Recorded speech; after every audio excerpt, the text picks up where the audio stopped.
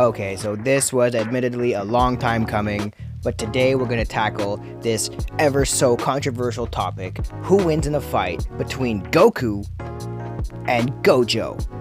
Now obviously, in order to come to a conclusion, we have to learn a little bit about the characters to find out who wins and why. So without further ado, let's get to it. And we're going to start with Gojo. So Gojo himself isn't extremely powerful, but what he lacks in sheer power, he more than makes up for with his raw ability and outlandish hacks. So let's go ahead and start with Infinity, shall we?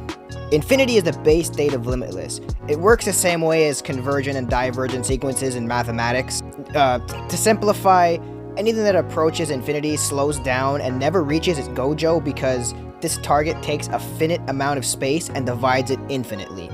His next ability is called Blue. Blue increases his cursed energy output, which sounds like a simple power-up like when Goku yells to get stronger, but it's not that simple. Nothing is that simple with Gojo. So I don't really know how to word this, so I'm just going to refer to the Jujutsu Kaisen wiki, which states that this is achieved by amplifying the limitless and bringing the conceptual impossibility of negative distance into reality.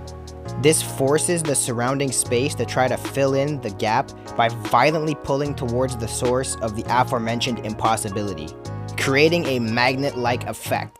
A magnet-like effect? Well, why didn't you just lead with that? It then goes on to state that if you're targeted directly by Blue, you will implode and get crushed. That's a harsh way to go. Next up is Red, which is the power to repel, and it can also explode with twice the power output of Blue. And finally, we have the combination of the two, Purple. It works by bringing imaginary space into reality, and if imaginary space ever touched reality, it would disappear. Basically, this is existence erasure. Gojo also has long-distance teleportation, which is self-explanatory. Finally, something about Gojo that's simple. And lastly, we have Gojo's possibly most famous technique, domain expansion, which forces an infinite barrage of information, basically overloading the brain. So Gojo definitely has quite the arsenal here, but now it's time to take a look at Goku and his abilities. So Goku has ki manipulation, which allows him to fluctuate his power. He has ki attacks like the Kamehameha and the Spirit Bomb, and a number of hacks abilities like the Solar Flare and the Destructo Disc.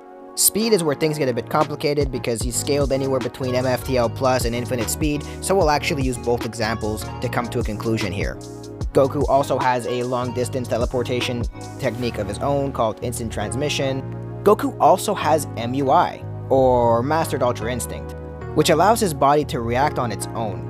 Now Goku's mind must be completely clear for MUI to actually engage, as shown during the Tournament of Power. When he thinks about his attacks, he's only in Sign or Omen, and his attacks are significantly weaker than his defense, or his ability to dodge everything, rather.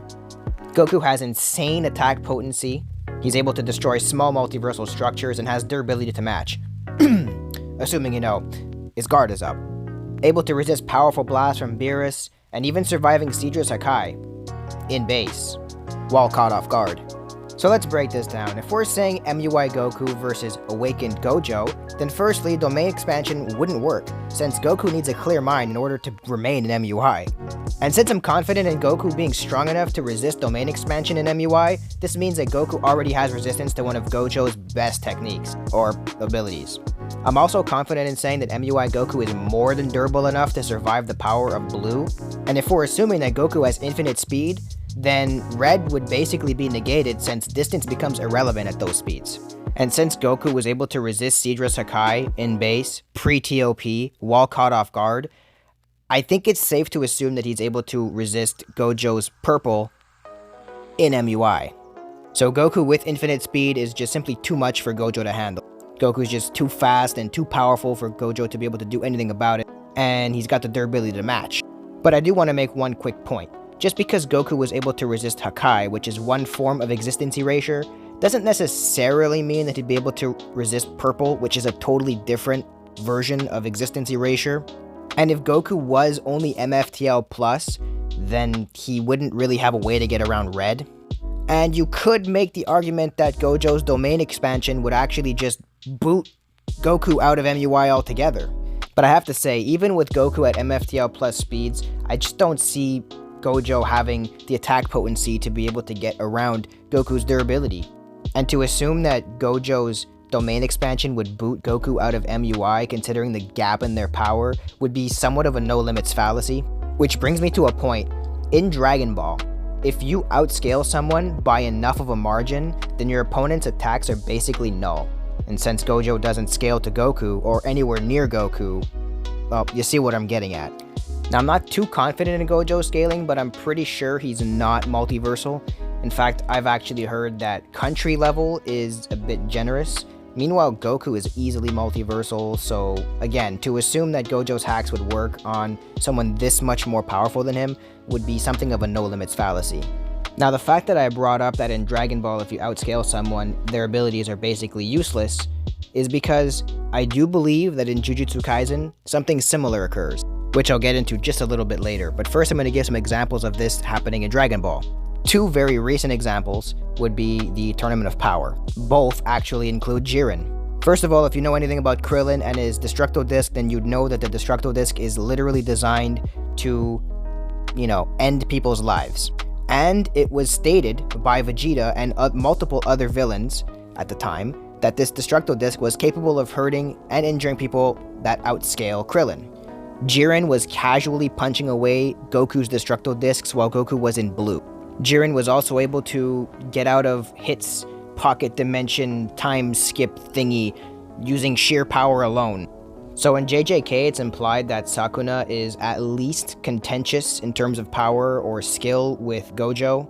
Now, Gojo does state that he can beat Sukuna, but he does also say that it would be a bit difficult. So what does Sukuna bring to the table that would actually make it difficult for someone as beastly as Gojo? Well, he must either have an ability that negates Gojo's abilities, or he outscales Gojo by just enough that it would make it difficult for Gojo to beat him, just like Dragon Ball. And since that's plausibly the case, Goku being multiversal would just be way too much for Gojo to handle, realistically speaking. So if we do assume that Goku has infinite speed, then it's a no-brainer. Goku easily wins this fight, and it's not even close. But if we assume that Goku only has MFTL plus speed, then Goku wouldn't be able to reach Gojo. So domain expansion wouldn't work on MUI Goku, and Hollow Purple wouldn't be effective on Goku. Which leaves two possible outcomes.